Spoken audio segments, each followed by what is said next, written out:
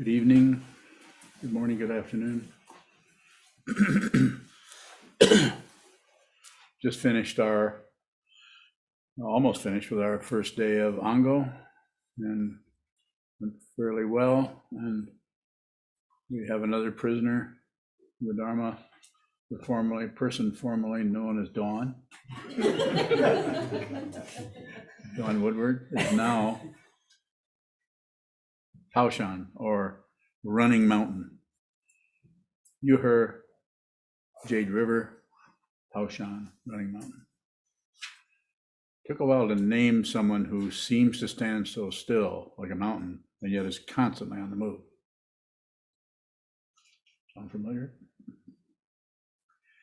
Title of this evening's Dharma talk is, what was it? Don't let go. Yes. Yeah, that was not a mistake. Don't let go. So quite often we hear from others, well, just let go, just relax, just let go. But as you've heard me say many times, I'm basically give the same Dharma talk over and over again. There may be a few different words, but fundamentally it's see the way in which you hang on. This is the important part, is look at the clinging. Don't make assumptions about the clinging and where you can kind of push it away, or I'm just going to have to let go of that. Don't lecture yourself about anything. You just have to let go. No, you don't. The very nature of self-centeredness is to try to manipulate or take control of any damn thing. So it just reinforces the self-centeredness by way of not being able to let go, failure. Ego loves the failure, because then it doesn't have to get all puffed up about how wonderful it is. It can be really sad about how terrible we are. We couldn't let go. Don't let go. Don't let go. Hang on. When I say hang on, not saying hang on so much as continue to grasp and clutch and claw your way into some kind of sovereignty or some kind of superiority or some kind of big success story. I'm saying just look at the clinging, just look at the grasping, just look at that desire for something else. Look at that desire, that wish for something to go away. I don't like that anymore. I wish that would just stop bothering me. I wish that I just wouldn't feel that. Wish.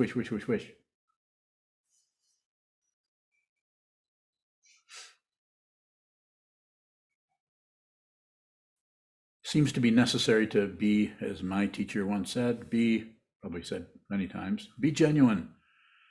He wasn't encouraging you to just be at the mercy of your conflicts, or at the mercy of your neurosis, or at the mercy of it.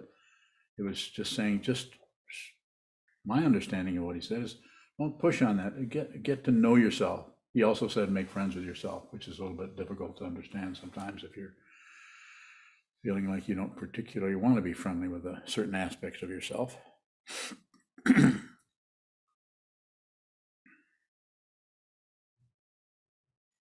So you could see through the practice of meditation, through an awareness practice, you could fundamentally begin to see the way in which your particular form of disturbance, your particular form of grasping or rejecting, or being at war with yourself or with others, grasping at success, rejecting failure, based on the 8 worldly dharmas, which we talked about recently. Just trying to get somewhere, trying to be somebody, trying not to fail, trying to get good press instead of bad press from others. What was that line you read out of the book about dumb, Dzogchen, dumb, what was it? Stupidity. Describes stupidity as the all good. Stupidity is the all good. This is Dzogchen. Who wrote that? Longchenpa. You're going to argue with him? Well, maybe you will. He wouldn't care if you argued with him.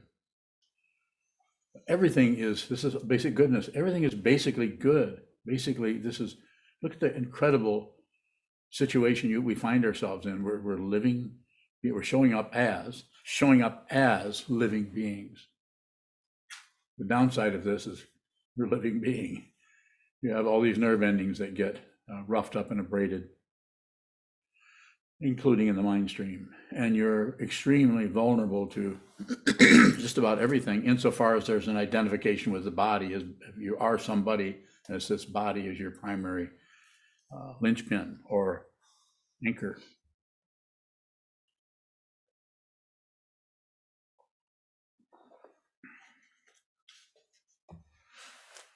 So it is about looking at, but use whatever word you want, neurosis, difficulty, looking at that area that isn't very pleasant to observe or look at without adding on something about why it's, who caused it, why it's happening, gives us a little temporary relief. Well, at least I know. Well, at least well, pretty deep. Well, at least I know why it's happening. No, you don't. There's no way you can fundamentally know the source of anything. But our worldly situation is always looking for some kind of a reference point or grasping at something. Who's right, who's wrong, which political structure is going to work the best. People making comments on something they know nothing about based on fear.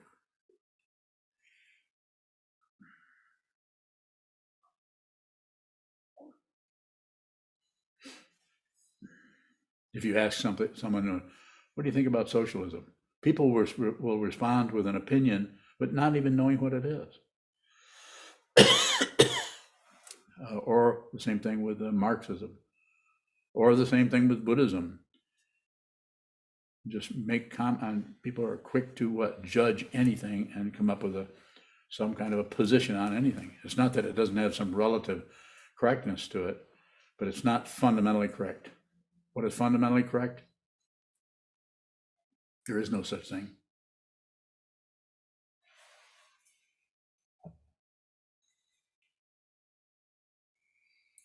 If you see what this is, my friends, deeply, completely, thoroughly, without any doubt at all, completely certain, you're liberated. But you have to see it. It can't be kinda. And it's interesting that if you do see that, you no longer object, agree with, or ignore anything. That doesn't mean you're right on track. And it means that other people don't look at you and think you're confused. They might.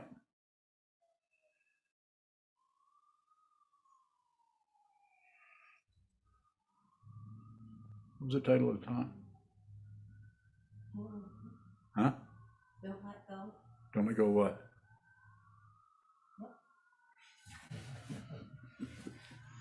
Don't let go. So again, it's a little bit of a silly thing to say, but look at the way you're hanging on to anything. If you're hanging on to your identity or idea of yourself, or your idea of someone else, or your idea of your situation, we just about ego mind, self-centered mind, the uninspected, unrealized nature of confusion will continue to look for a reference point.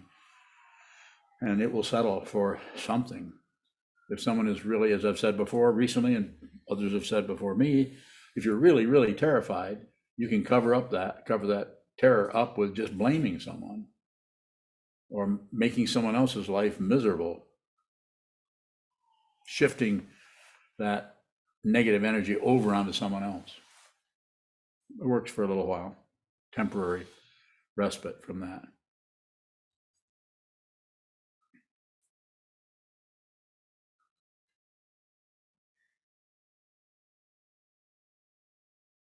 Are you taking notes?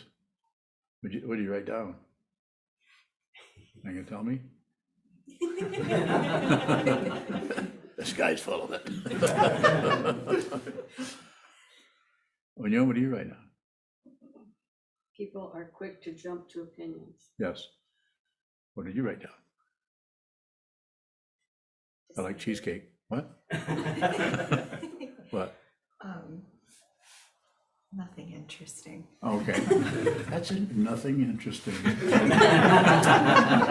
that. What did you write down? I'm seeing all these notepads. Everybody's starting to hide their side. Yes. You can't say? I wrote, don't let go. Yeah. You're right. Stupidity as the all good. Good. What's that? Right now? You didn't write anything down? No, I did. What? I wrote down a question I had. What? I wrote down a question. Let's hear it.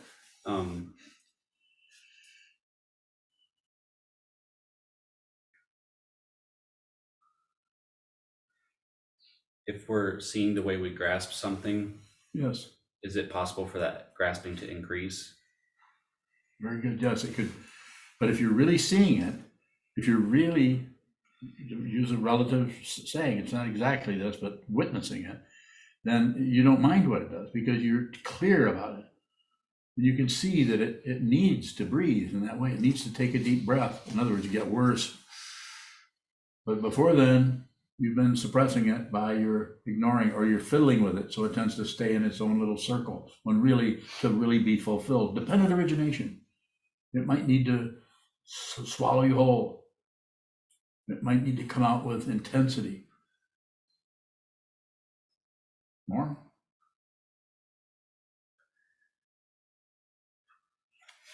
You have a question? Kosan Bowing recently said, don't argue with dependent origination. Mhm. And it seems like trying to let go would be arguing. But is it possible to train your mind to spontaneously release fixation? Yeah, you don't have to train your mind. Your mind already is doing that. You just don't notice it. It's already releasing. Releasing. If you didn't release spontaneously, we'd all be locked up somewhere. But spontaneously, it's already the case. We just don't recognize it because we're used to recognizing things out of contrast. The contrast vanishes from the point of view of any kind of reference point. Or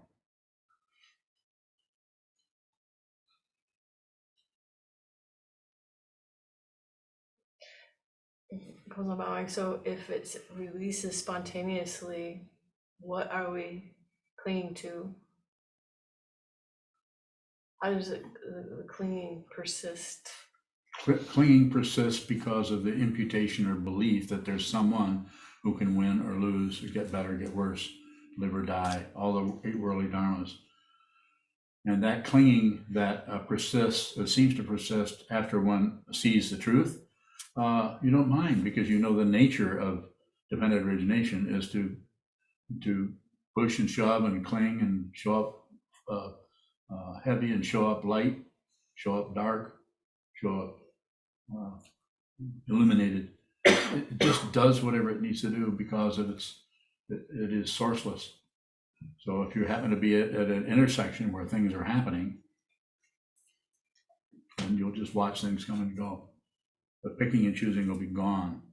This doesn't mean that you don't notice that warm sun on your back feels good and the cold wind doesn't feel so good. You will notice the contrast, but you won't separate them as one is good and one, you won't add on to what you see. You receive it, you just receive it.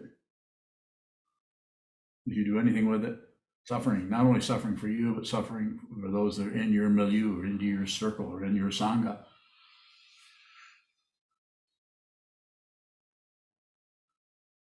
Any further questions?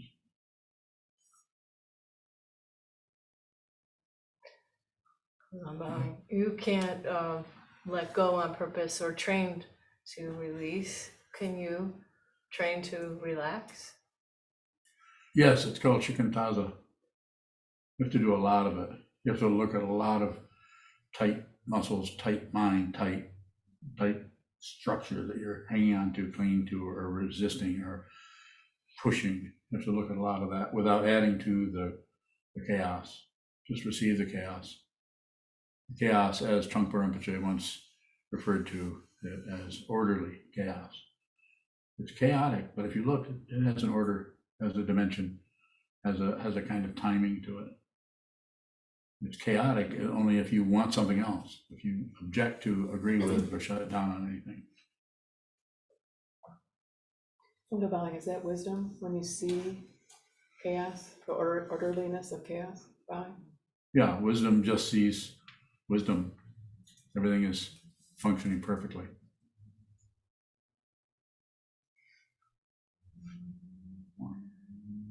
I was just trying to understand co-arising, co-emergent, wisdom and confusion. So, Well, they're not separate, so they, excuse me, it's a way of talking about it, to say they arise together. That might not show up in your experience that way, but they're not separate from each other.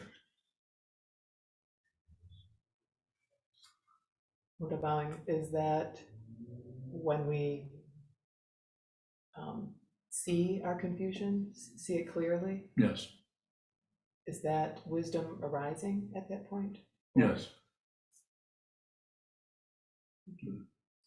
The Buddha, if I may be so bold as to say what the Buddha saw, which I don't know what he saw, based on my understanding of it, which is the only thing I can say anything about, is he saw the extent of the confusion. He saw the extent of the outrageous polarity that was going on in his own mind and in so-called surroundings, his society, country, but primarily his own mind. He saw that, and that seeing was without interfering, without agreeing, without doing anything with it. That was his awakening. How is that seeing not separate? That wisdom and confusion are not separate, that is That's it, awakening? yeah. They would have to be. It's a very tricky area if you look at it, because it looks like, well, I think I could figure that out. I could write a book about that, because I kind of understand how that works. It always turns back on itself and eats its own tail.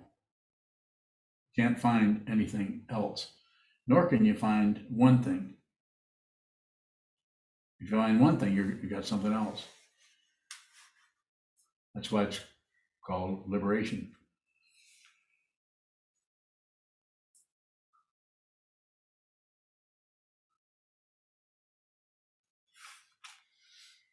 A question from Chris Smith.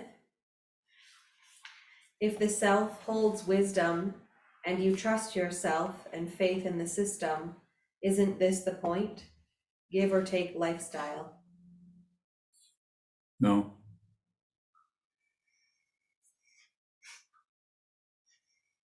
A question from Naveed in Iran. I mean, Dear Sokuzan, when a realization happens to us, how can we both not hold on to it and not forget it at the same time? Or can we at all forget a realization? yeah, I highly recommend you forget it. Don't keep anything. You don't need anything. Don't maintain anything. Other than if it's your time to be on the Hanan Bell, you should get over there and be on the Hanan Bell. If it's your time to lead the sutras, if you live in this construct, this building, this community, and it's time for you to come and practice, you should come and practice. That might be said to be a maintenance of sorts.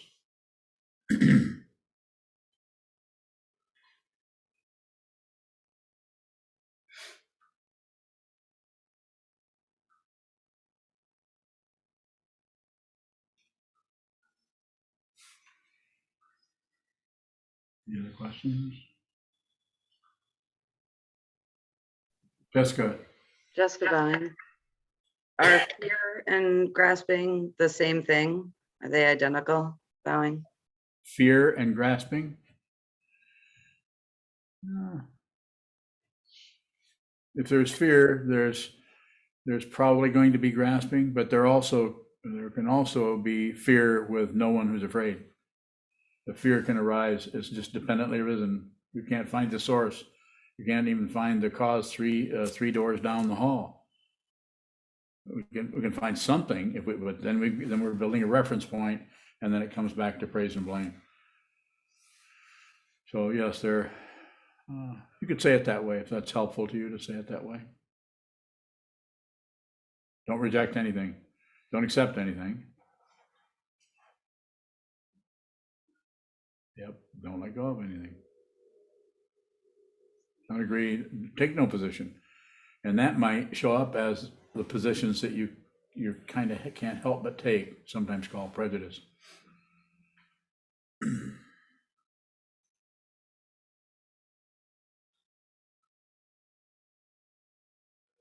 Anyone online, on Zoom? Kevin, you must have a question.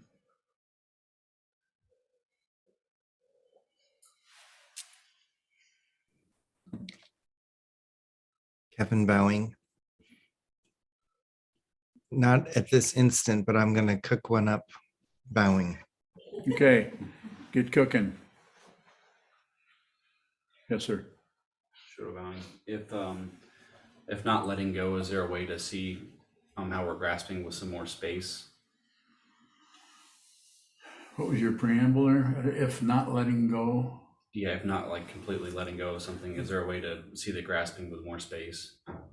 Just seeing the grasping, it comes with its own space. Anything that occurs comes with its own space. And it may be quite spacious, and it may be claustrophobic.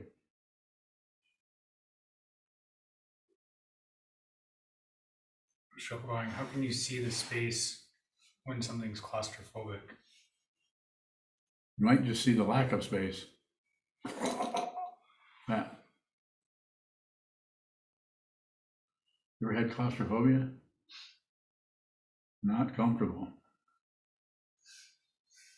Not something you can really argue with either. I had a serious spell of that 30 years ago. Remember that? No, it just came out of nowhere, and I just couldn't sit in a, couldn't sit in the back seat of a car. Really. Well, other questions? Sokuzan, earlier when you were speaking of Trungpa, you said stupidity is the all good. So how would a situation like claustrophobia be the all good? Because it's happening. Because it's showing up. Not separate. Nothing is separate from anything. Everything that is occurring needs to occur. Very, very difficult for someone who is trapped by their thought patterns and believes their thoughts and their emotions, because they're going to want to, depending on the situation, want to blame someone for some things and credit someone for other things. Not that that isn't relatively true, but that's just part of the picture. That's relative truth. That's why we have laws, and why we have criminals, why we have really good, nice, good people, really bad, evil people. It's relentless. It's not that that isn't relatively true, and it's exasperating to watch that, or to observe that, or to be involved in that, but it's ultimately untrue. Because it's dependently arisen. The causes and conditions behind any given situation are just impossible to trace, to find the first source of anything. Lots of different causes for any one event. Okay, Kevin, I'm ready. Thank you. Ding, it's out of the oven. What is the genuine heart of sadness, bowing? That's the way that Trungpa Rinpoche talked about that feeling that comes over us of being, have you got any acid reflux medication? There might be one. No, this is another medication for other problems I have. Thank you. We'll start with, it's not Tums.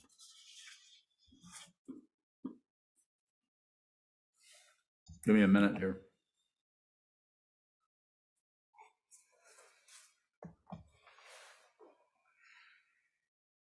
So to me, it looks like what the Vidyadhara was talking about when he used that in the Shambhala teachings, the genuine heart of sadness, is to give kind of a positive, you could say, swing to that deep feeling of being sad or being at a loss, or at the other end of the difficulty, where things just get, you've been working hard, you've been trying hard to live an uplifted and sane life, and the world around you is kind of coming apart at the seams, and you don't seem to be able to do anything about it. It could be just your family. It could be your society, could be your country, could be the world. And it could be no cause whatsoever, no particular cause, just a deep sadness about everything.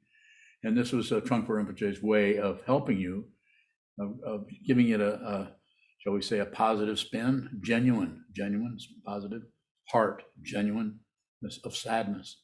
As I say, there's some aspect of consciousness that is fundamentally bummed out. And we shouldn't fight with that. We shouldn't necessarily mean that that particular feeling means that we are not getting anywhere or that we're doomed to feel like crap forever. That's kind of the tail end of grasping at relative truth. It takes a while. At some point, you won't care whether you're sad or not, because there's no longer a sad person. Sadness may come. Everything is welcome, but come and go.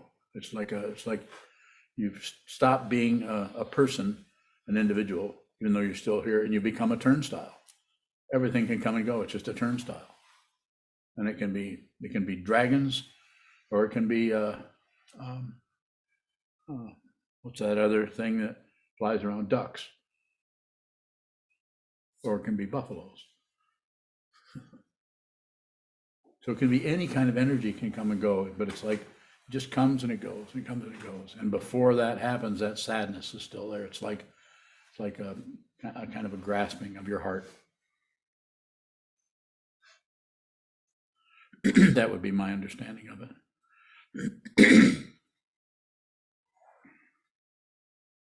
Other questions? Kevin bowing. Oh, sorry. That's right. Right. In my understanding, the teachings, Trungpa's teachings of genuine heart of sadness are then parlayed into warriorship, or this image of that tenderheartedness being a source of strength or fierceness. Do you have a sense of how genuine heart of sadness infuses, is the image that you've used a farmer rather than a warrior? I do. How does the genuine heart of sadness inform the farmer? Bowing. A fight with a farmer. Warrior is kind of a romantic idea of warriors with the samurai and the code of Bushido and all of that. It's militant. As I've said probably 100 times by now, I spent 4 years in the military, in the Marine Corps, where there's esprit de corps and the spirit of a unit, and thank you for your service. And people are killing people. Warriors kill people. I like farmer better. That's why I say try to fight with a farmer. I don't mean just necessarily someone who's growing corn. They could be growing goats. They're nurturing something on the land. This is important. Not running across the land with swords drawn. I have samurai swords in my in the hojo. They're beautiful. I love them. I love samurai movies, but it's imaginary. It's just romantic imagination happening. But the fundamental situation, I don't care for the. And if the Vidyadhara was here, I would have a talk with him about it, or not. I probably wouldn't talk to him at all. He wouldn't have any interest in talking to me. I probably wouldn't have any interest in talking to him. But if I did, I would say you should change that whole Dorje Kasang around. It's not healthy to copy the image in society that's warlike. But he might come back around and show me where he has a deeper, more profound vision of that. It's possible. I would certainly be open to listening to him. But he was missing the point on a lot of things. He was born in Tibet, raised by a bunch of men who were very macho, as I understand it. And he did the best he could with what he understood. He understood a lot. But he wasn't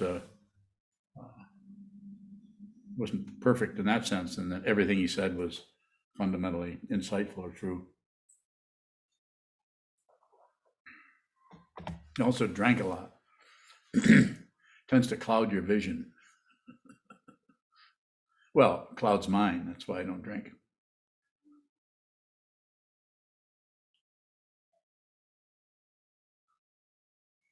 Yes, A question from Shoshi. yes, Shoshi. How do you understand the fundamental nature of fear or any other emotive as it arises without a self? What is actually happening if there is no self to interpret? Not much. Not as much as that imputed self thinks there is.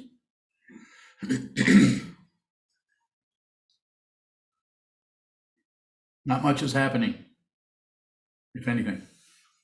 Since you asked the question in that way, it's choiceless to respond in another way. You'd have to twist it a little bit.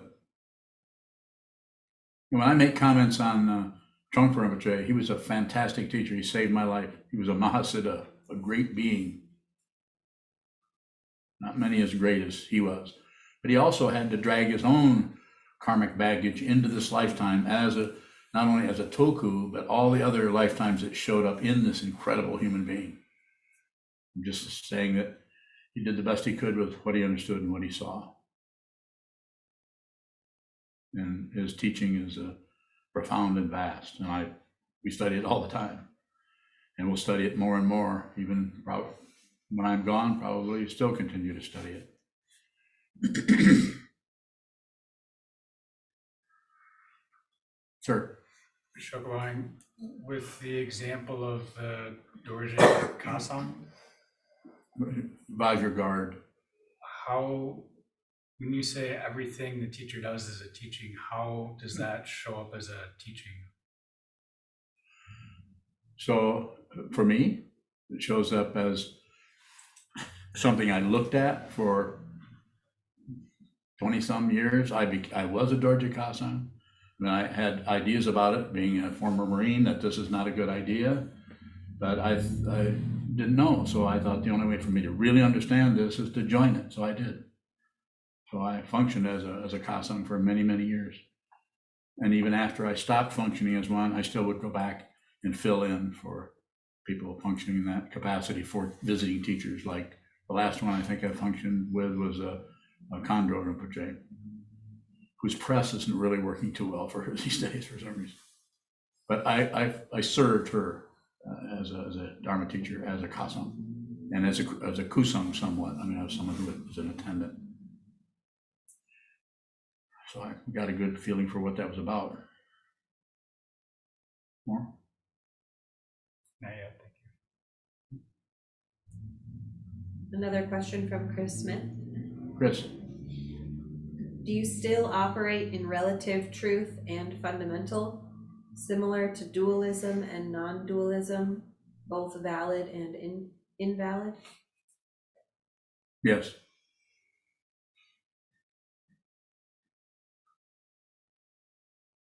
He's really smart, isn't he? I mean, look at the way he handles those concepts. Anybody want to cross swords with Chris Smith? I'm not gonna.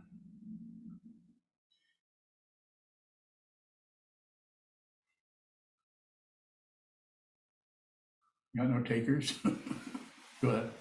Sokuzan, what is the teaching if one is no longer accepting, rejecting, or ignoring? There's no teaching. Gone.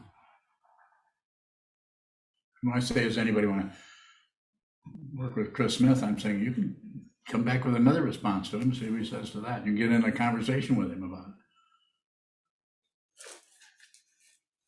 I'm not devaluing him. What he's saying has a relative truth, of course. But it's not helpful to study that way or to be conversational when I'm sitting in this position. Straight questions. Let me have them. Go ahead. Sokuzan, I'm thinking in relation to you as a teacher, if I don't accept, reject, or ignore what it is you're saying, then what is it that's being received as a teaching? We're done for. So then what, if we are accepting, rejecting, or ignoring what you're saying, how does what you say function as a teaching? Well, it won't if you're not a student.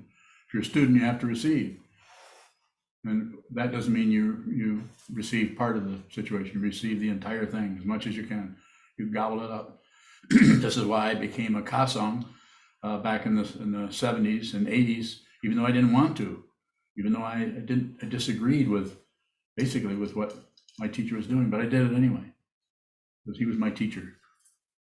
That doesn't mean I would, if he said you need to go out and murder people, I should go out and do that. Follow me? No? Not yet, thank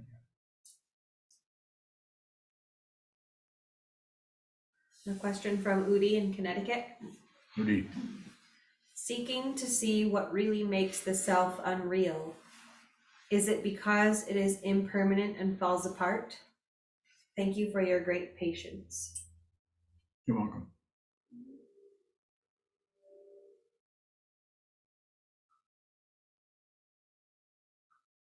Should I read the question again?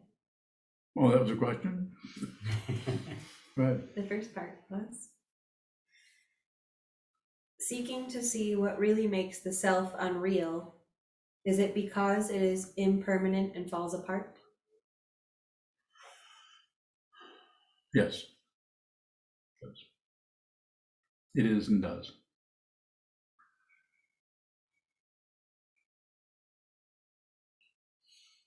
Nice show. Do you have a question? Nice show, bowing.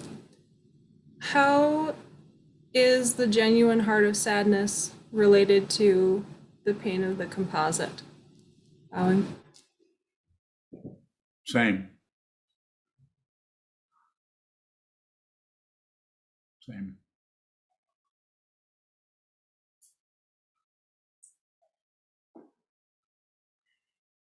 Correct questions. Sokuzan, do you have a question over there in the corner? Were you bad?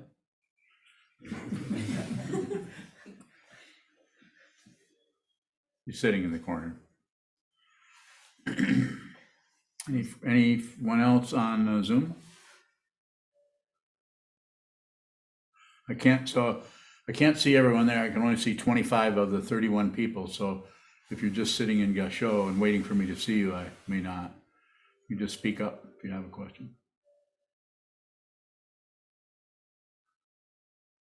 I have a few minutes left.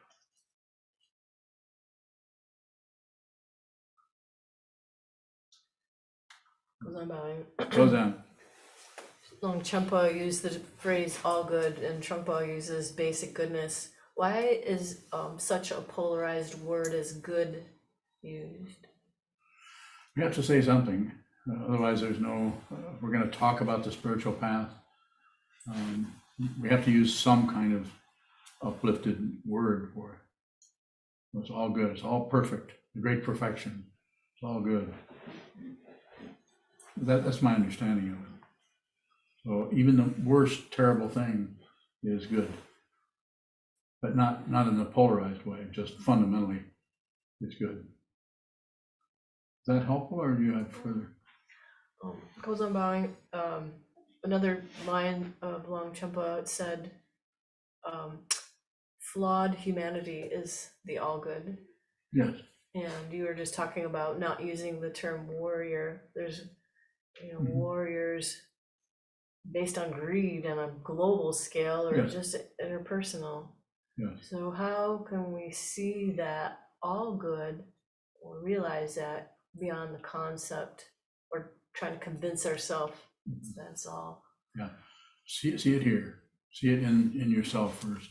Sit down, face the wall, and see the warrior, see the fighter, see the bloodthirsty aspect of your own consciousness. Because it is there. This is not condemning anybody to being a bloodthirsty murderer or something like that, but that kind of negativity is there. And sometimes we project it onto others rather than see it in ourselves. It's difficult to do that. More?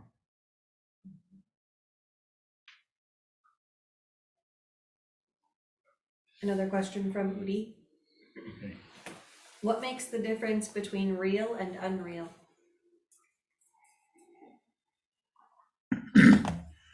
unreal doesn't last.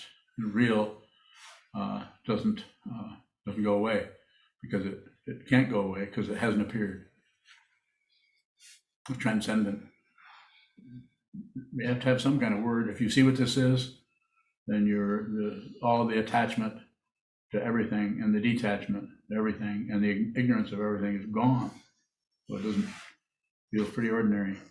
It is ordinary. So real is, what the fancy word for that is, eternal. It's outside the whole time situation, but we need to comment on it, I guess. So we say it's that way. It doesn't come to an end because it is not started up. What starts up is going down. That which is born is going to die. That which goes up comes down. Everywhere. Bodies, minds, everything that shows up is going away. Impermanence. But that which never shows up can't go away.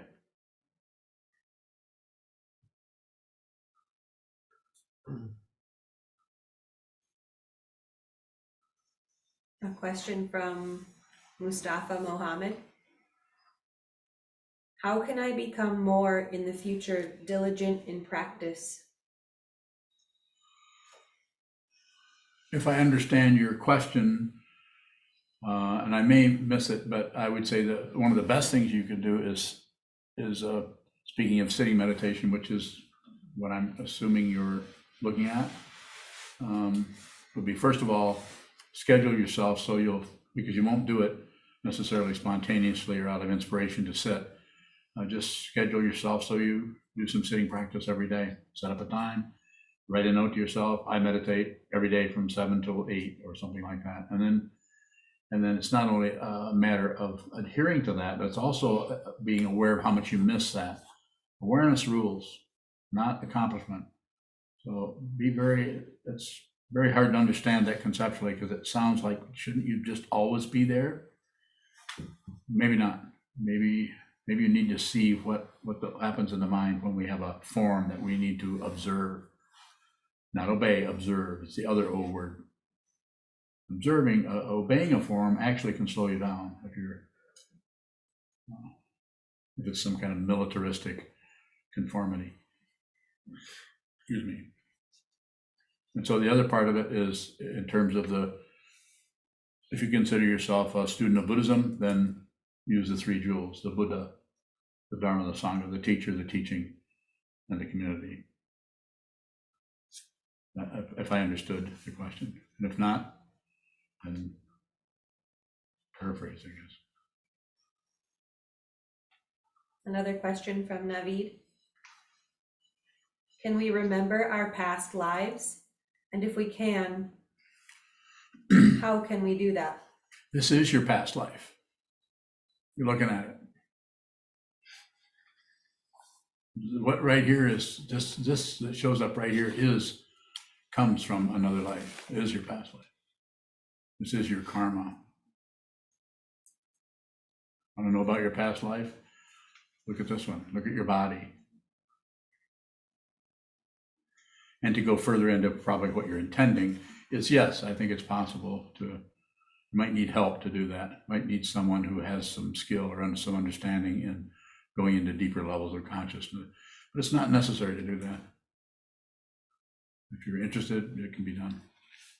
And I don't know of a way that you can just do it yourself. Sure. Shokubang, one of the expressions that's connected with that I've heard about is, if you want to look at your past, look at what's like the shape of your ears, but if you want to look at your future, look at your mind. Mm-hmm. Yeah. How does looking at what's arising in the mind show us where we're going? Because that's the production part of the mind. Something happens, we produce. Then this goes away, and then we stop producing. Then something comes back, and we start producing ideas, opinions, judgments. I can't remember who said that. Who was that said that?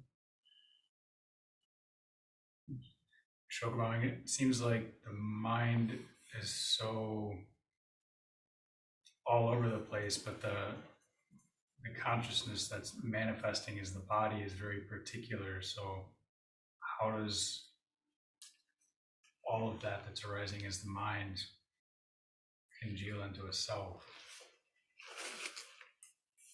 So I don't know if I can respond to that question in a way that would feel helpful necessarily. But what I can tell you as a monk is return to the vow. Vow to be with all things. It's all about intention. It's never about results. If you're looking for results, no, this isn't the path for you. It's a mundane path, or it might be a spiritual context for a mundane path. The spiritual path is about intention. It's intention. There's nothing ahead of you but space. If that, when that produces difficulty or fear, just continue to intend. Return to the vow to be with all things, to save all beings, to put others before yourself. This is the bodhisattva, the path of the bodhisattva, the enlightening being, enlightenment being. More Sokuzan, how can we go into space? intend. There isn't anything but space in your intention. If you have an intention to do something that looks impossible, to save all beings, you intend to do that, even though you feel like you're separated or you're a separate being from other beings. It's the intention. It's the Buddhist version of faith. Rather than faith in something, it's just faith. Just faith.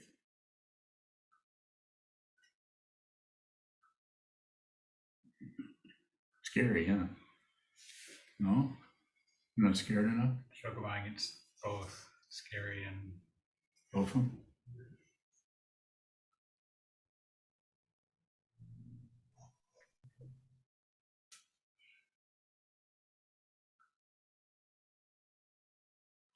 Jason Bowing, Go ahead, Jason.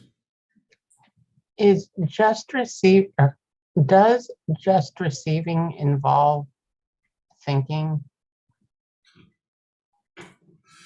More than likely, it's going to involve some, but it would be different with each person.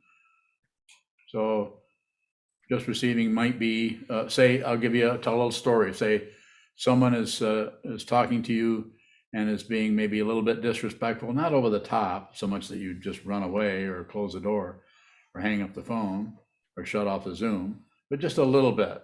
So you would just receive that from them, just listen. But at the same time you receive, some thinking is going to come up around that, like, what are they talking like this? Why do I have to put up with this? Is this just receiving? Should I just continue to listen to this dude, or should I shut the thing down? Or then just receive that. So you're receiving what they're producing, and then you're receiving in your own mind stream what that production coming towards you is also producing. So you're not only on receive to the situation you're in, but you're on receive to your reaction to it. So you just continue to receive. Most profound form of generosity that I understand is to give everything your attention, especially your own mind stream, when it is triggered by someone else's impropriety or disrespect. I'm just using that as an example, as a story. Go ahead, Jason. Yeah, Bowing. Is there a pure or purer form of receiving that gets close to, or is at a point where there isn't thinking? Bowing? Yes, it's called shikantaza. Have to do a lot of it. This is where we train to be able to. So in meditation or training, we're sharpening that blade. It's not cutting anything, it's just sharpening it, just running it against the blade doesn't necessarily want to be run against a whetstone, but we do it anyway. And then when we come away into what we say post-meditation, then we have a sharp blade. So any thinking or processing or receiving that we do has a sense of accuracy, sharpness, and directness to it, just like a sharp blade.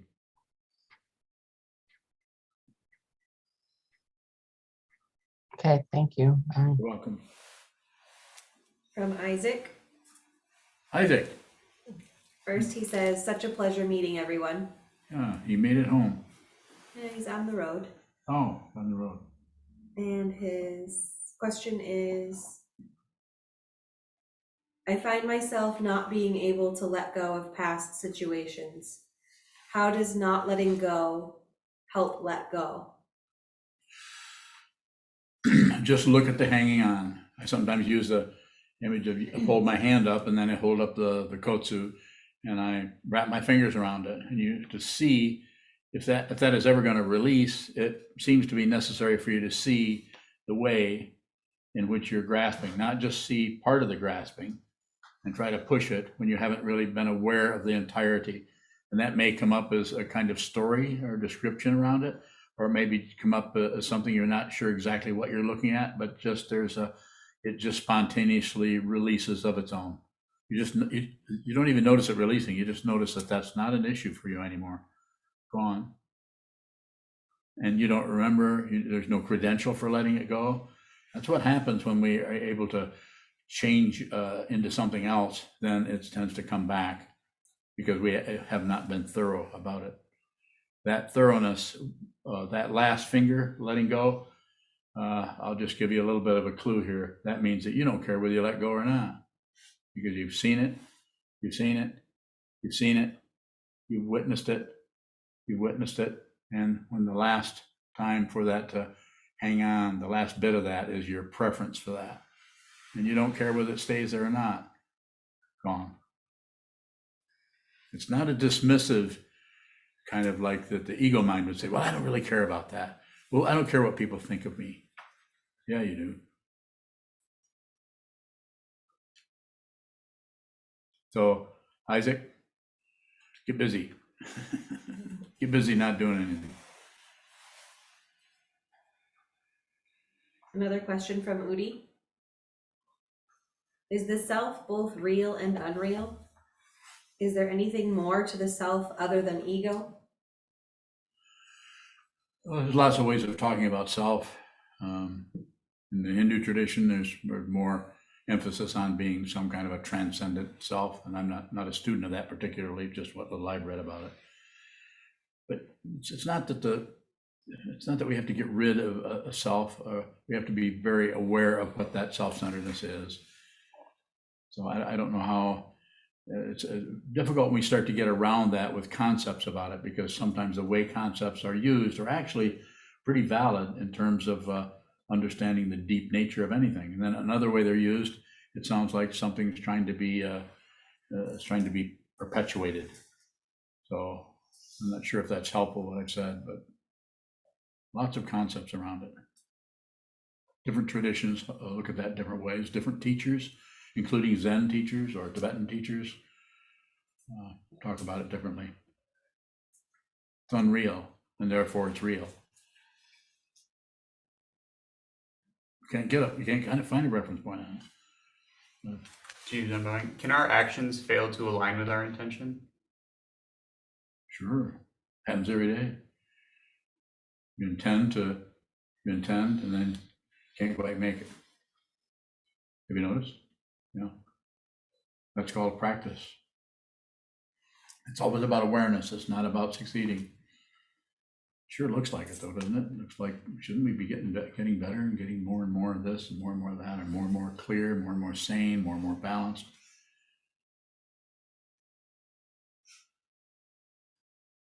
It's more devastating than that to ego. It's devastating to ego. Go ahead. So how do I just intend when it seems like I can't bring myself to receive? That's awareness. You don't have to bring yourself to receive. You just received that. You couldn't tell me about it.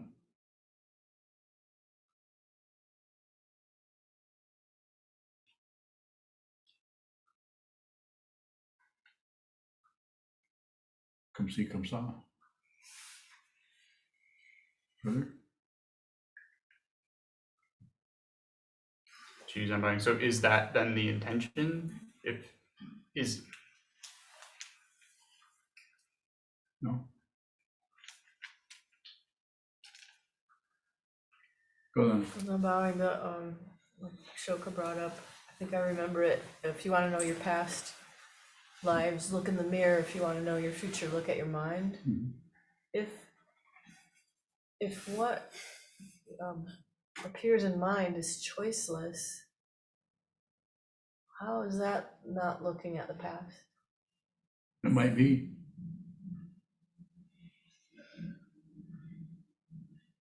What are you doing over there? Sitting. It might be, we're using concepts to try to deconstruct something so we can get some kind of an understanding of what to do, how to proceed, how to work with our mind, how to meditate, how to understand more deeply the confusion around us and other people and the confusion in ourselves, the hope and fear and the struggle that we have with our lives and samsara.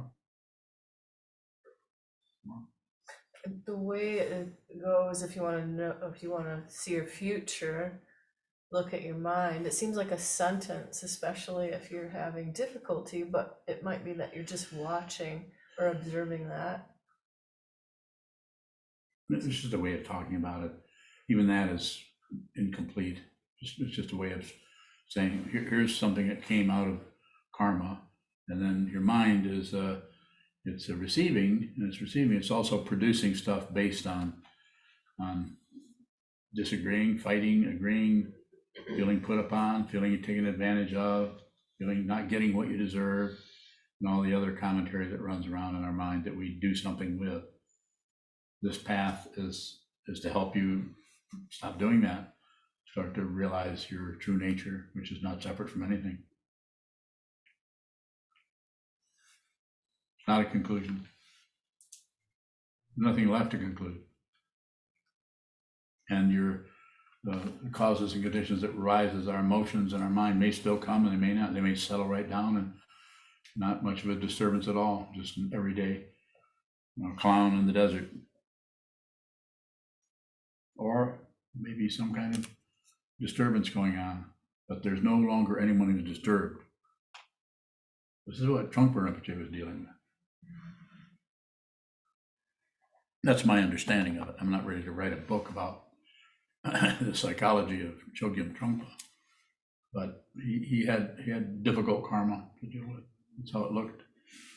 Looking back in retrospect, what I saw when I met him and what I've had to deal with in my own life as difficult situations that arise in the mind stream. Nothing to fix.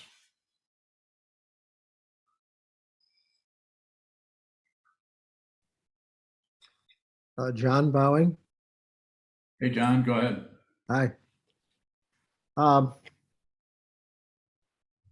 Is it your understanding that this perhaps was what the Vidyadhara was talking about when he spoke about good in the beginning, good in the middle, and good in the end?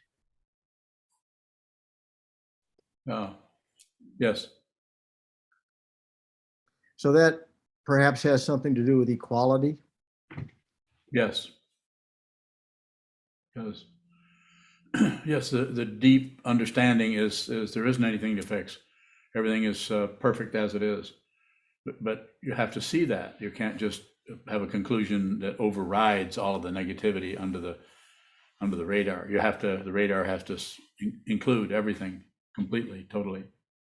The complete dependent understanding of dependent origination is not a bunch of concepts that you finally catch on to. So if I may, what's the connection then between these words of Longchenpa, whom Trungpa Rinpoche liked a lot, used to quote a lot, stupidity is the all good. Is there a connection there? For example, to good in the beginning, good in the middle, and good in the end, or equality? That's the same thing.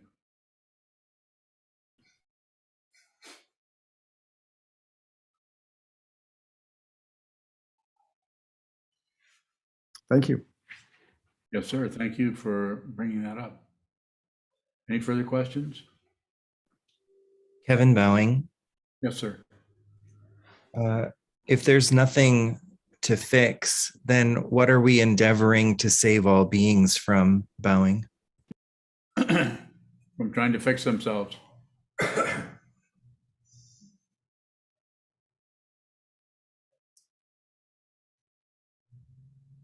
More if you have it. Don't leave everyone just hanging on that. I mean, I know you understand it, but because you're the one that asked the question.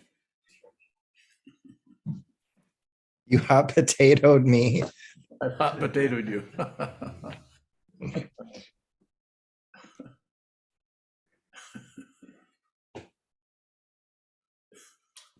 Kevin Bowing, Yes. am I then endeavoring to save myself from trying to fix things, Bowing? It could be a little bit of that happening. That would definitely be a kind of a side road or a margin notes as you go along. Those are going to show up, but we don't have to do anything with them. Don't stop them. Don't erase them. Do nothing with them. Whatever shows up as a that's riding next to you in this situation, don't do anything with it. Everything's welcome.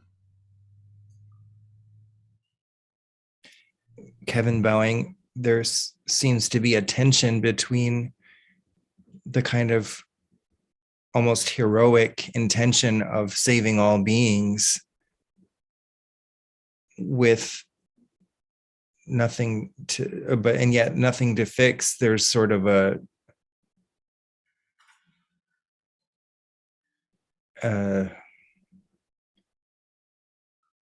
falling apart of that Yeah. aspiration. Yes, there is. We start somewhere. So we start by shifting our self-centeredness over to deliberately trying to save all beings. We're going to intend to save all beings, put others before ourselves. And then at some point or points, it's not even a point, we realize there is no one else. There are no separate beings. No beings to be saved. Kevin Bowing, given that there are no other beings to be saved, is the relative awareness of squalor and degradation in the world, is that ego trying to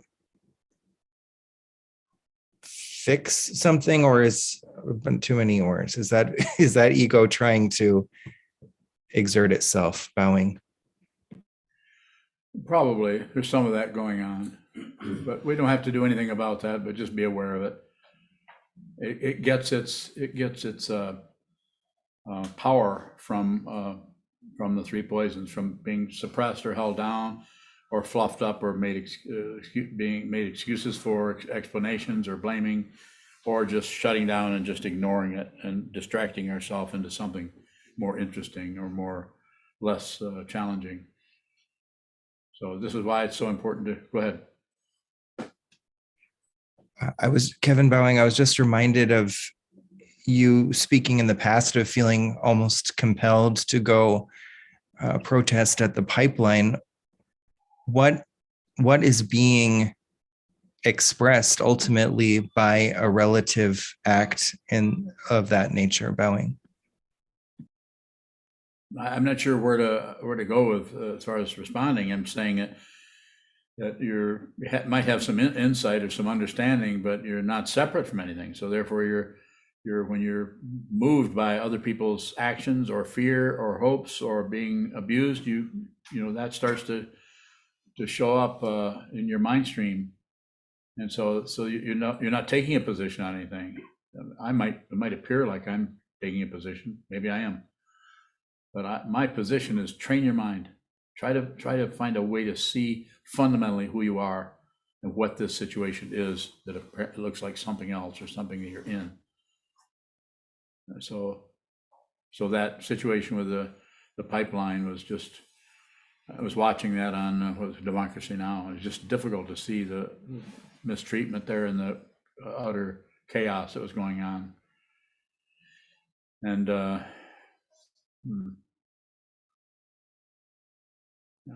lot of mistreatment of indigenous people, a lot of mistreatment of all kinds of people everywhere.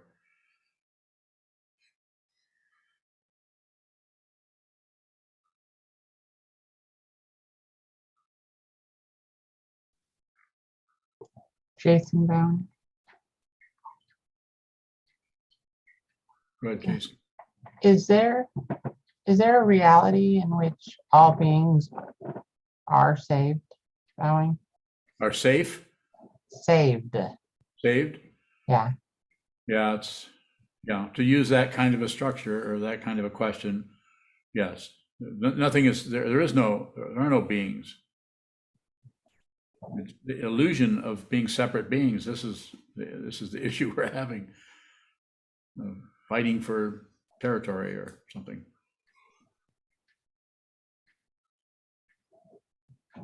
Will the relative reality for everyone drop all at once at any point?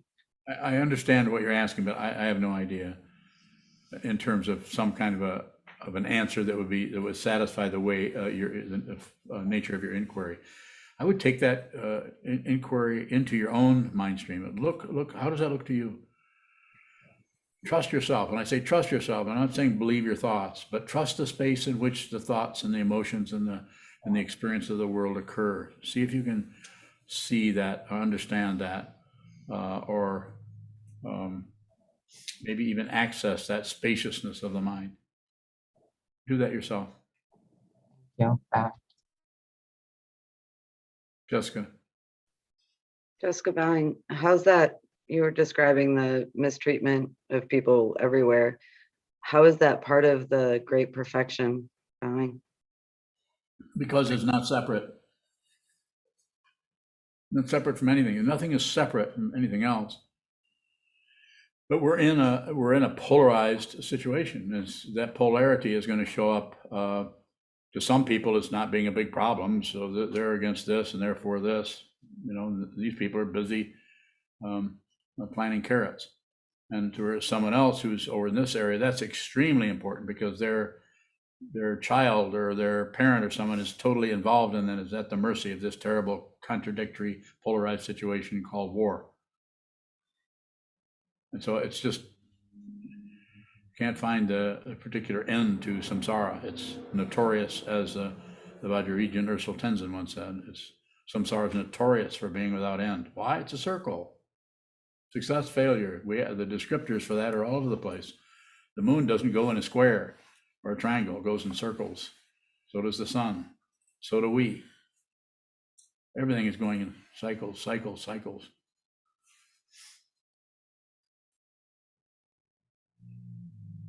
Anything that's going up is going down.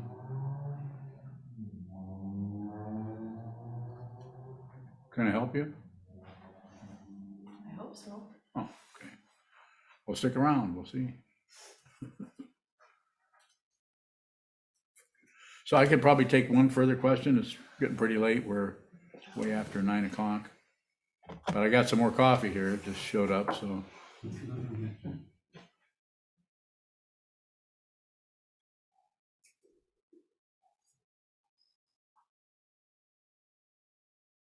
Or we could just close, either way.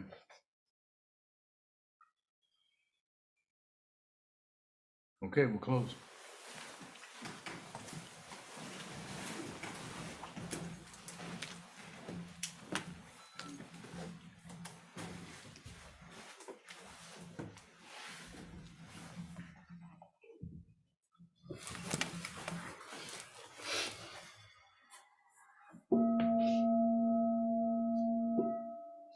May the merit of this penetrate into all places, so that we and every sentient being together can realize the Buddha's way.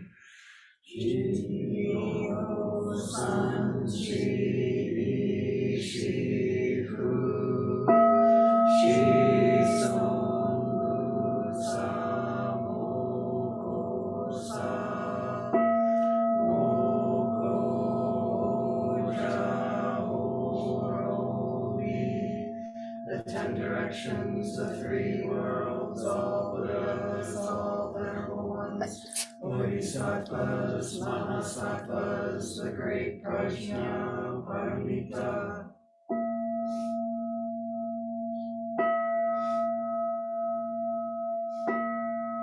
O Buddhas and Bodhisattvas of the the 10 directions and the 3 times, please hear us. Please come down out of the light and protect Sokokoji Buddhist Temple Monastery, our Sangha, families, friends, and visitors. Heal everyone who is unhappy, sick, or suffering, and fill them with light.